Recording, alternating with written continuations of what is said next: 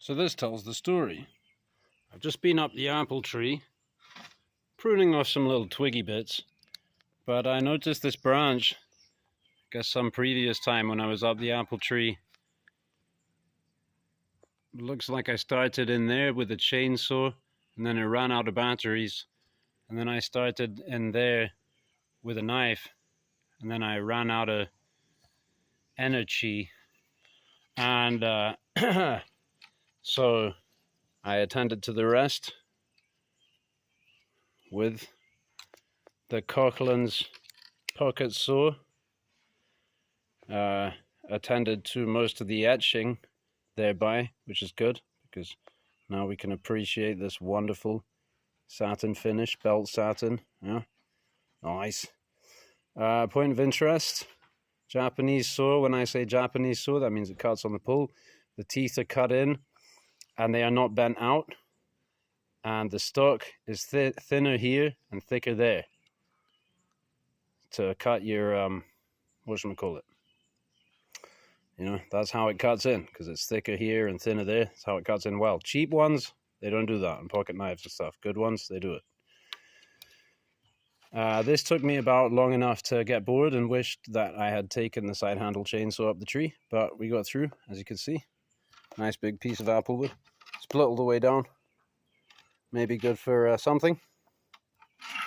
And I thought of another couple of things to mention about this mini saw. If you haven't seen part 1 of the review, check it out. This thing stinks. Now, if California were a little more discriminatory with their Proposition 65 warning, then they wouldn't plaster it all over everything, but they would have it in bold on an item like this. This thing stinks. It will probably give you cancer, yeah? So it would maybe be nice to make a wooden handle for it, yada yada, blah blah blah, of course. But I'll probably just throw it down there in my balls.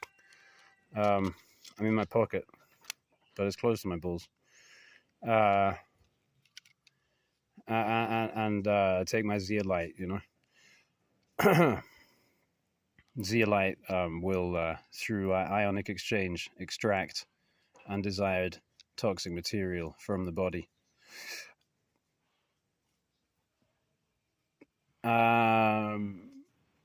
That probably really is everything that there is to say about this saw, apart from all the other stuff that there is to say about it, which is probably quite a lot, you know. We could talk about actual dimensions, where it's made, you know, origin of the brand, the action, walk and torque, you know, fit and finish issues.